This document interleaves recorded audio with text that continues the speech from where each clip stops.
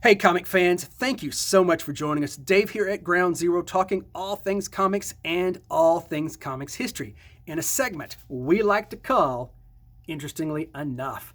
And guys, I've got a good one for you today. If you'll remember, a few episodes back, I did a two-parter on the great industry crash of the mid-1990s. Well, it was in one of these videos that in the comments section, Josh Mahoney had a suggestion. He writes in, "Could you speak about DC's crash in the 70s?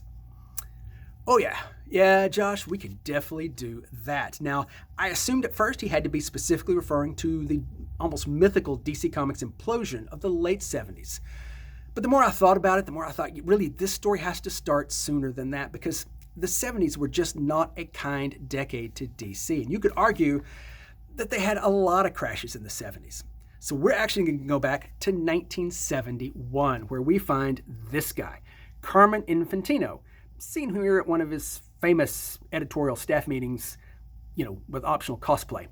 Now, Herman Infantino was an artist, but he wasn't just any artist. He had an amazing eye for design. His cover designs sold books, especially to a younger audience, even though Infantino was not a young man. Now, he had risen pretty rapidly through DC's ranks, and in 1967 was named their art director, the entire line. Somewhat after that, he became their editorial director, and while he was at that position, he was instrumental in bringing Jack Kirby from Marvel over to DC. Well, in 1971, he was named publisher. Now, this was a big deal. Artists just didn't rise to this level in comic book companies, much less one as stoic and conservative as DC. But as I said, he was not just any artist.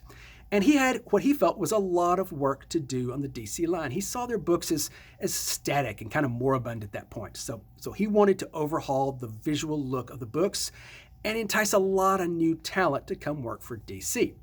But he inherited something that nobody was happy about, and that was a mandate to raise prices.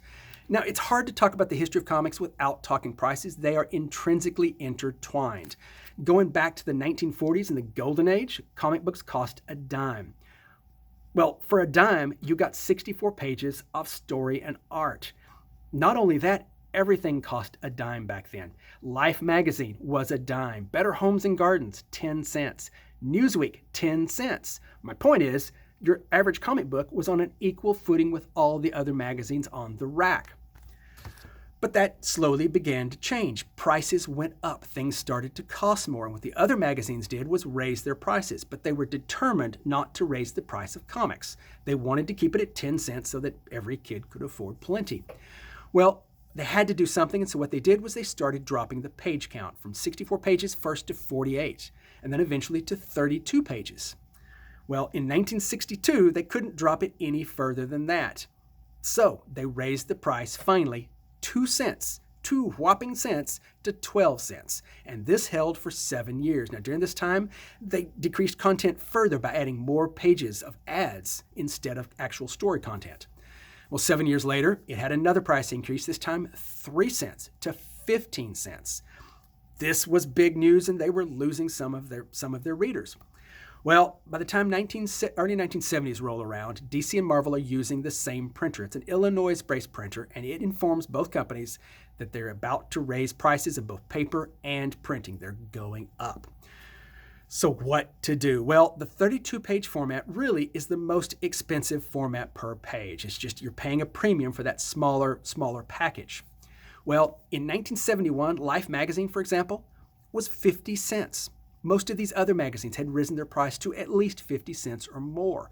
This was kind of an issue because that 15-cent comic cost less than a third what the other magazines cost, and yet took up almost as much space. This was a problem for newsstands and distributors and dealers because rack space, they needed to make the max amount of money they could for the shelf space they had. Well, DC was trying to figure out how to deal with this, and they realized that they had done an experiment with some of their marginal titles. Things like From Beyond the Unknown, GI Combat, Young Romance. And what they'd done was they'd taken these marginal titles and made them in more expensive packages, but much thicker books, big, 25 cents. And that had actually increased the sales on these books.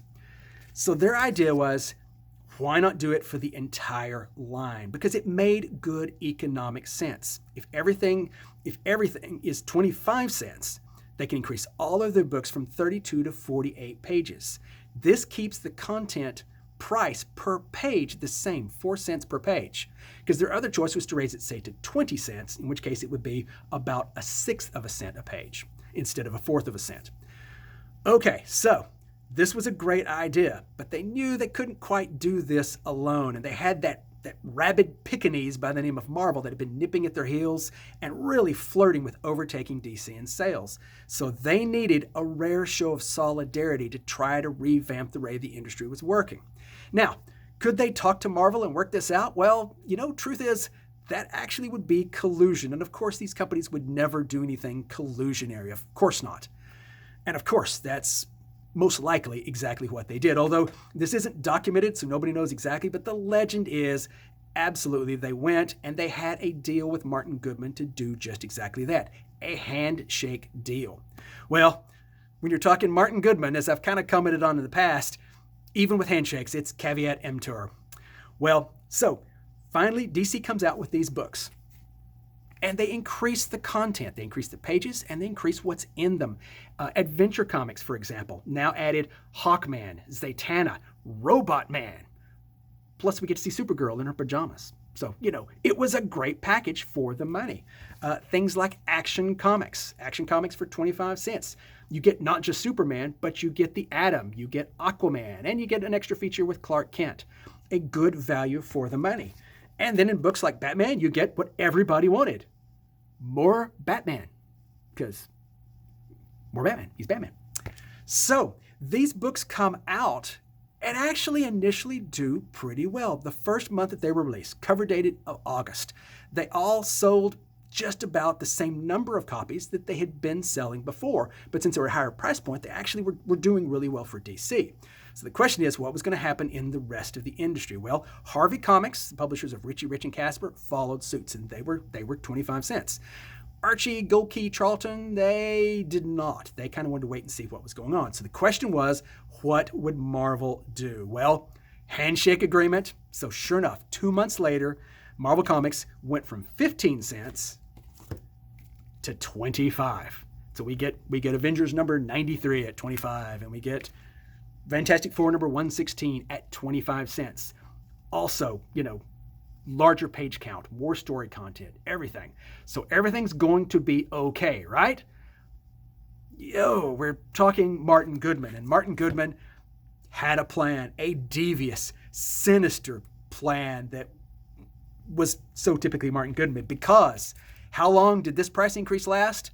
1 month. Because the very next month, the next issue of Avengers, the next issue of Fantastic Four, the next issue of every single comic in their line miraculously decreased to 20 cents. Now, this was evil, but it was brilliant on Martin Goodman's part, because all of a sudden they were the hero. They were the hero for a 33% price increase for the same content in a 2-month period, because that's what they had done. They'd gone from 15 cents to 2 months later, 20 cents for the exact same number of pages of story, ads, art, everything. That's a 33% increase, and yet they were perceived as the hero because their books were now a nickel cheaper. Now that nickel cheaper is not as much as you would think. In fact, it shouldn't have been at all. Now, unfortunately, comic fans saw it as, I can buy 5 Marvel comic books for what it cost me to buy 4 DCs. Now, the thing was, that same dollar bought 208 pages for DC Comics and 160 pages for Marvel Comics. They were getting less. They were simply getting less material. This was a problem, and immediately it started a lot of issues in the sales. But there was more to come, because what Marvel did was they increased their discount to distributors at the same time. They cut it. They went from a 40% discount on the books to a 50%. Well, that meant the distributors were going to push Marvels. Simply push Marvels. They went on the racks first, and then if there was any room, say at the bottom of the racks, they'd put a few DCs and Charltons. This was a bloodbath. This absolutely was a bloodbath. At this point, Marvel was no longer flirting with overtaking DC in the sales. At this point, There was nothing left for Marvel Comics but their obligatory smoke of the cigarette. They had won the war. Now, the question is, maybe it was because Marvel comic books were just better. Well, Marvel Comics were very good coming out of the 60s and into the early 1970s. But DC was doing a lot of great work. Frankly, we had work like Jack Kirby's Fourth World stuff. This was highly anticipated work. And as I said in my last segment, this actually could have been a certain factor in the books falling and not selling as well as they should have, because there was this line all across DC's line they stopped selling. This was some imaginative and now considered classic stuff, but sales plummeted. Green Lantern, Green Arrow, this was the Denny O'Neil, Neil Adams issues. They are legendary issues, some of the best comics ever produced, right here. And sales were plummeting because of the 25-cent price thing.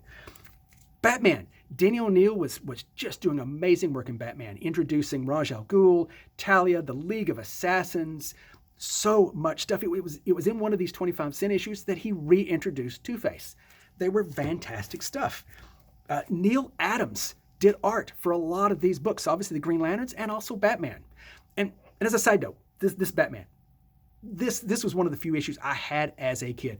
When I was a young kid, I got into comics, but initially I only bought Archie's, Jugheads, because I had an older sister and that's what she bought. She bought Archie's and Jugheads, I read hers, so that's what I read. I just didn't have any superhero books. One of the very, very few superhero books I had was an issue of Batman that I had remembered vividly thereafter. So by the time the 80s rolled around and I'm getting back into collecting comics, I had lost this issue long since, but I really wanted to get a copy back. And I vividly remembered the cover and the opening page. And I looked at different comic shops I would go to. I didn't see it. They certainly didn't have a copy at the shop I was at Lubbock. So finally, I'm in Dallas at a Lone Star Comics, and I'm talking to the guy there, and we're talking about all things comics and all things comics history. And I say to him, man, I wish I could find this comic, but of course it's impossible. But I've always remembered it. It had a red cover with a Angel of Death, swinging a scythe, and the opening page had Batman staked to a tree. And he looks at me and goes, "Oh yeah, Batman 237, Night the Reaper, we got that." I was blown out. I thought, this guy knows everything about comics. Well, it turns out this is actually a legendary story. I just happened to, as a kid, have bought a book that was just a really legendary issue with Neil Adams art and people like Bernie Wrightson and drawn into the book. It's a classic issue, and it's one of the prizes of my collection. Anyway, so despite all this great work, what happened? Well, what happened was Marvel killed DC. They absolutely slaughtered them. And once they smelled blood in the waters, they didn't just continue to slaughter them, they added more books to the line. This is where they added things like Marvel Team Up, giving an extra Spider-Man book. They added a lot of extra titles to just widen the gap that they had finally overtaken DC. So it only took 11 years after Fantastic Four #1 hit the stands for Marvel to take over as the #1 publisher. Well, DC held the line at 25 cents as long as they could because they thought it was a great idea. And honestly, it was a great idea. Fans were getting more for their money. But the combination of the bigger discount to distributors, combined with the fact that kids could math very well, and so they thought, well, I'm getting more with Marvel, even though they were actually getting less, paid off brilliantly for Marvel Comics. Finally, DC did what they had to do. Notice, now only 20 cents, which is DC's way of saying, please come back to us, readers, really? But at that point, it was too late. It was absolutely too late. Martin Goodman took the entire Marvel Comics office staff out to dinner to celebrate. And where did he take them? He took them to Friar Tuck's. Friar Tuck's was across the street from DC's office, and it was where all the DC staffers liked to go for an after-work drink or dinner. This was classic Martin Goodman. He was going to rub DC's nose in it, and they did not relinquish that position for many decades to come. Now, obviously, this did not pan out very well for DC, and so DC was not going to make the mistake of a line-wide price increase, of course. Except they were going to try it again. In fact, towards the end of the decade, they were going to try it under a new publisher and a new regime, and they just almost got away with it. In fact, they probably would have gotten away with it had it not been for the weather. And that's what I'm going to talk about actually in the second half of this. So guys, Take care of yourself, please. Wash your hands. Do all the things you need to do to stay safe. Come back tomorrow for the next one, because that's when we're going to tackle the DC Comics implosion. Guys, thanks so much for joining us.